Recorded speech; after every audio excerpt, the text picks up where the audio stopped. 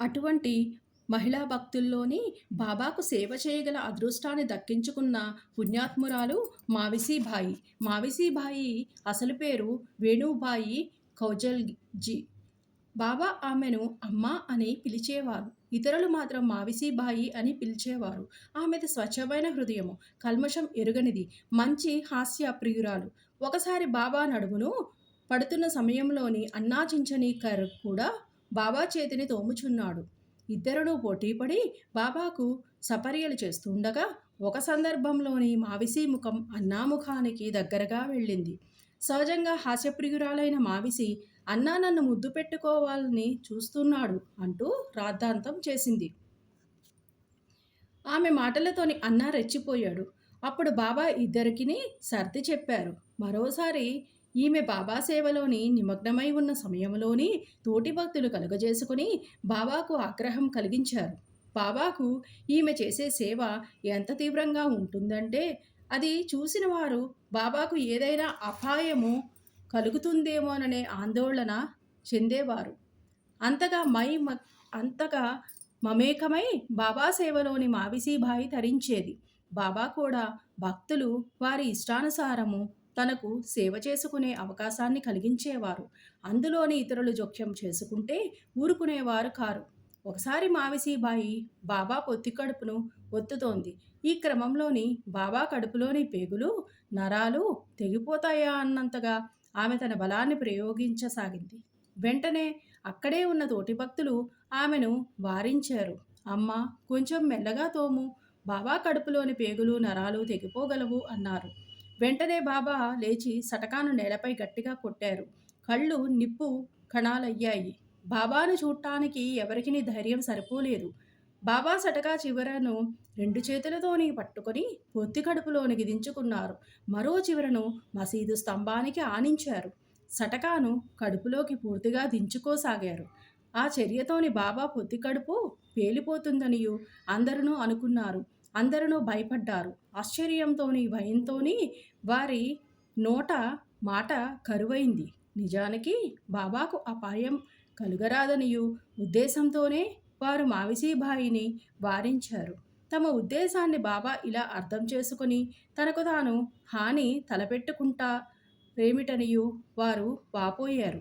అంతలోనే అదృష్టవశాత్తు బాబా శాంతించారు. సటకాను వదిలి తన గద్దెపై కూర్చున్నారు. అప్పట్నుంచి బాబాకు జరిగే సేవలోని ఇతరులు జోక్యం చేసుకోన రాదనియు భక్తులు తెలుసుకున్నారు. భక్తులతోని ఏ విధంగా సేవ చేయించుకోవాలో భగవంతునికి తెలియదా? ఆ సేవలోని చాటుకునే అంకిత భావమే భగవంతునికి ప్రీతి కలిగిస్తుంది. భగవంతుని సేవలోని సేవకులు చూపే అంకిత భావము బయటకు చూసేవారికి మరో విధంగా కనిపించవచ్చు. అంత కష్టం కలిగితే బాబానే ఆ పని చేయవద్దనియు చెప్పేవారు కదా.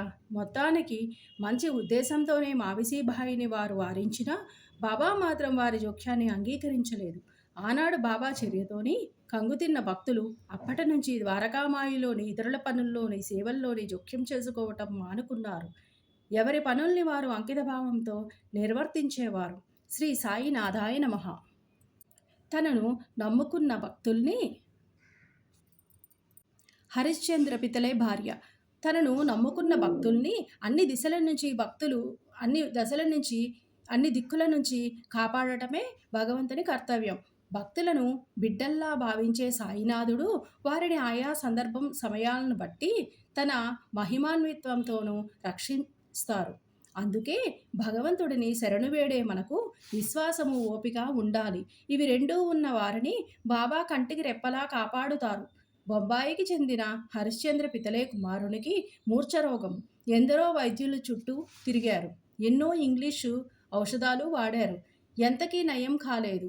యోగులు పాదాలపై పడటమే ఈ రోగానికి విరుగుడనియు భావించారు. బొంబాయి ప్రెసిడెన్సీలోని 1910వ సంవత్సరంలోని దాసగణ బాబా కీర్తిని హరికథల రూపంలోని ప్రచారం చేయటం ద్వారా పితలే బాబా గురించి తెలుసుకున్నాడు. ఇతరుల ద్వారా కూడా బాబా మహిమాన్వితుడనియు విన్నాడు. బాబా తన దృష్టి చేత, స్పర్శ చేత, ఊది ద్వారా నయం కాని మొండి రోగాలను కూడా బాగు చేస్తారనియూ తెలుసుకున్నాడు. వెంటనే సాయిబాబాను దర్శించుకోవాలని అనుకున్నాడు. బాబాకు ఇచ్చేందుకు కానుకలు తీసుకుని పితలే తన భార్య కుమారుడిని తీసుకుని షిరిడీ వెళ్ళాడు. మసీదులోనికి ప్రవేశించిన వెంటనే పితలే బాబా పాదములకు సాష్టాంగ నమస్కారం చేశాడు. తన కుమారుడిని కూడా బాబా పాదముల వద్ద పడుకోబెట్టాడు. బాబా ఒకసారి తీక్షణంగా దృష్టి సారించి ఆ బాలుడి వైపు చూశారు. బాబా దృష్టి సోకి బాలుడి కళ్ళు తిరిగి పడిపోయాడు. నోట్లోంచి చొంగకార సాగింది. ఒళ్ళంతా చెమట్లు పట్టాయి. కొడుకును ఆ స్థితిలో చూడగానే పితలే దంపతులు కంగారు పడ్డారు. ఇంతకుముందు కూడా తన కుమారునికి మూర్ఛలు వచ్చేవి కానీ మరీ ఇంత తీవ్రంగా ఇంతకు మున్నెప్పుడు వచ్చిన దాఖలాలు లేవు. చాలాసేపటి వరకును బాలుడు స్పృహ లేకుండా పడి ఉన్నాడు. పితలే భార్య కంట కన్నీరు కాలువలు కట్టింది. ఆమె స్థితి చాలా దారుణంగా ఉంది. పులికి భయపడి గుహలోకి పారిపోతే కాసాయి చేతికి చిక్కినట్టు దొంగల బారి నుంచి తప్పించుకుని ఇంట్లోకి వెళ్ళి తలుపులు మూసుకుంటే ఆ ఇల్లే నెత్తిన కూలినట్టు తలదాచుకునేందుకు చెట్టు నీడకు వెళ్తే చెట్టు మీద కూలిపడినట్టు బాబాను నమ్ముకొని వస్తే ఇలా అయ్యిందేమిటనియు వారు పరిపరి విధములుగా విలవిల్లాడిపోయారు. బాబా ఆమెను ఓదారుస్తూ, ఎందుకమ్మా ఏడుస్తావు? కొంతసేపు ఆగు, అరగంటలోనే నీ కొడుకు కోలుకుంటాడు. ఓపిక పట్టు, కుర్రవాడిని బసకు తీసుకువెళ్ళు అన్నారు. పితలే దంపతులు బాబా చెప్పినట్లే చేశారు. వాడాలోకి తీసుకువెళ్లిన అరగంటలోని పితలే కుమారుడికి చైతన్యం వచ్చింది. పితలే దంపతుల ఆనందానికి అవధులు లేకుండా పోయాయి. వారి సంశయాలన్నీయును తీరిపోయాయి. పితలే భార్యతోని కలిసి బాబా దర్శనానికి మసీదునకు వచ్చారు. బాబా చేసిన ఉపకారానికి సంతోషిస్తూ సాష్టాంగ నమస్కారం చేశారు. అప్పుడు బాబా చిరునవ్వుతో వారితోని, మీ ఆలోచనలు, సంశయాలు, భయోత్పాతాలు చల్లబడ్డాయా? ఎవరికైతే నమ్మకము, ఓపిక ఉంటాయో వారినే భగవంతుడు రక్షిస్తాడు అన్నారు. పితలే ధనవంతుడు, మర్యాదస్తుడు. కొడుకు మూర్ఛరోగం నయమైందన్న సంతోషంతోని మసీదులోని ఉన్న వారందరికీ మిఠాయిలు పంచిపెట్టాడు. బాబాకు చక్కని పండ్లను కానుకగా ఇచ్చాడు. పితలే భార్య సాత్వికురాలు. ఆమె నిరాడంబరత, భక్తి విశ్వాసాలు బాబాను ఆకట్టుకున్నాయి. ఆమె మసీదు స్తంభానికి ఆనుకుని కూర్చుని బాబా వైపు చూస్తూ ఆనంద బాష్పాలు రాల్చసాగింది. ఆమె స్నేహ ప్రేమ భావాలకు బాబా సంతృష్టి చెందారు. భగవంతుని మాదిరిగానే యోగీశ్వరులు కూడా పూర్తిగా భక్తులపైనే ఆధారపడతారు. ఎవరైతే హృదయపూర్వకంగా మనఃపూర్వకంగా పూజించి శరణు వేడుతారో వారికే భగవంతుడు తోడ్పడతాడు. బాబా చెప్పింది ఆచరించు. పితలేకు తల్లి హితబోధ. పితలే దంపతులు కొద్ది రోజులు షిరిడీలోనే గడిపారు. కొన్నాళ్లకు బొంబాయి తిరుగు ప్రయాణం కావటానికి బాబా అనుమతి కోరేందుకు మసీదునకు వెళ్ళారు. బాబా వారికి ఉదీ ప్రసాదాన్నిచ్చి ఆశీర్వదించారు.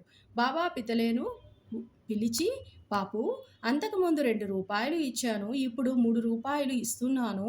వీటిని నీ పూజా మందిరంలోని పెట్టుకుని పూజించు, మేలు పొందుతావు అన్నారు. పితలే వాటిని ప్రసాదంగా స్వీకరించి బాబాకు సాష్టాంగ నమస్కారం చేసి ఆశీర్వదించమనియు ప్రార్థించాడు. కానీ అతనికి ఒక విషయం అర్థం కాలేదు. బాబా తనకు అంతకుముందు 2 రూపాయలు ఇచ్చానని అంటున్నారు, కానీ తాను షిరిడీ రావటం ఇదే తొలిసారి. మరి బాబా మాటలకు అర్థం ఏమై ఉంటుందో అని ఆలోచించాడు. బాబాను అడిగి సందేహ నివృత్తి చేసుకోవాలని అనుకున్నాడు, కానీ అడిగేందుకు ధైర్యం సరిపోలేదు. పితలే దంపతులు బొంబాయికి వెళ్ళిపోయారు. ఇంటికి వెళ్ళిన వెంటనే పితలే తన ముసలి తల్లికి షిరిడీలోనే జరిగిన సంగతులన్నీను చెప్పారు. బాబా తనకు 2 రూపాయలు ఇంతకుముందే ఇచ్చానని అన్నారనియు, ఆ మాటలకు అర్థం ఏమై ఉంటుందనియు అడిగారు. అప్పుడు ఆమె తన కొడుకుతోని నువ్విప్పుడు షిరిడీ వెళ్ళినట్టే నీ తండ్రి నిన్ను తీసుకుని అక్కల్ కొట్కల్ మహారాజు గారి వద్దకు వెళ్ళారు. ఆ మహారాజు సిద్ధపురుషుడు, పూర్ణయోగి, సర్వజ్ఞుడు, దయాళువు. మీ తండ్రి నిర్మలుడైన భక్తుడు కాబట్టి ఆయన పూజను మహారాజు ఆమోదించారు. వారు మీ తండ్రికి 2 రూపాయలు ఇచ్చి పూజా మందిరంలోని పెట్టి పూజించుకోమని అన్నారు. మీ తండ్రి చనిపోయే వరకు వాటిని పూజించారు. ఆయన మరణానంతరము మీ తండ్రి చనిపోయే వరకును వాటిని పూజించారు. ఆయన మరణానంతరము ఇంట్లో పూజ ఆగిపోయింది.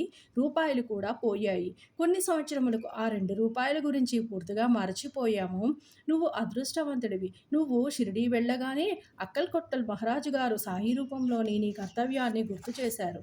నీ కష్టాలను తప్పించటానికే సాయిబాబా ఈ నిదర్శనం చూపారు.